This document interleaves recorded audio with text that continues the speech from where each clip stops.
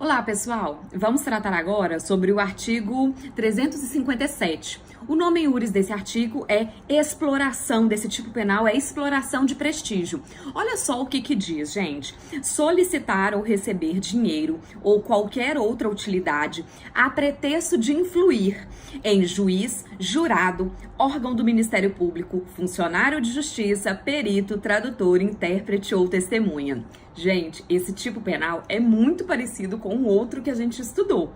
Mas olha só, aqui a gente tem um delito contra a administração da justiça e ele, gente, identifica quais agentes contra quais agentes pode cometer, né, essa conduta, né, a conduta. Ou seja, vai influir na conduta de quem? Ele especifica do juiz, do jurado, do órgão do Ministério Público, do funcionário de justiça, então ele vai especificando. Ele é muito parecido com o delito de tráfico de influência. O tráfico de influência, gente, é um delito cometido por particular contra a administração em geral, tá? E o tráfico de influência, ele não especifica o funcionário público. Olha só o que diz o tráfico de influência. Solicitar, exigir, cobrar ou obter para si ou para outra em vantagem ou promessa de vantagem a pretexto de influir em ato praticado por funcionário público no exercício da função. Então, olha só,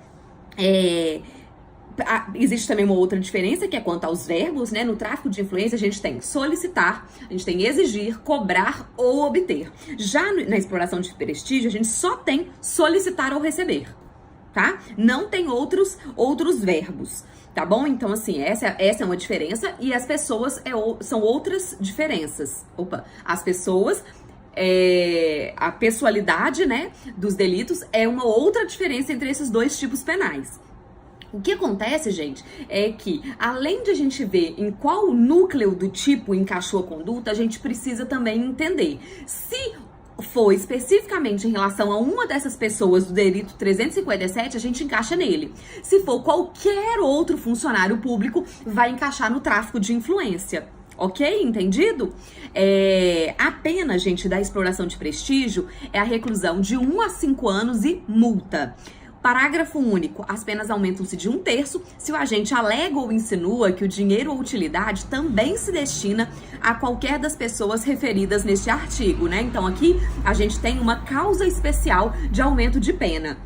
Gente, a mesma previsão existe lá no delito de tráfico de influência, tá bom? Só que lá a pena é aumentada de metade e se o agente alega ou insinua que a vantagem é também destinada a funcionário, tá? Então a gente tem essas diferenças entre os tipos. Então aqui na exploração de prestígio, quais são os elementos que a gente consegue visualizar? O primeiro elemento, que é a conduta de solicitar ou receber dinheiro ou qualquer outra utilidade, a pretexto de influir em juiz, jurado, órgão do MP, funcionário da justiça, perito, tradutor, intérprete ou testemunha, tá? Vamos lá para a classificação dele. Ele trata-se de um delito simples, ele não se decompõe em mais de um tipo punível, é um tipo misto alternativo, por mais que a gente tenha mais de um verbo.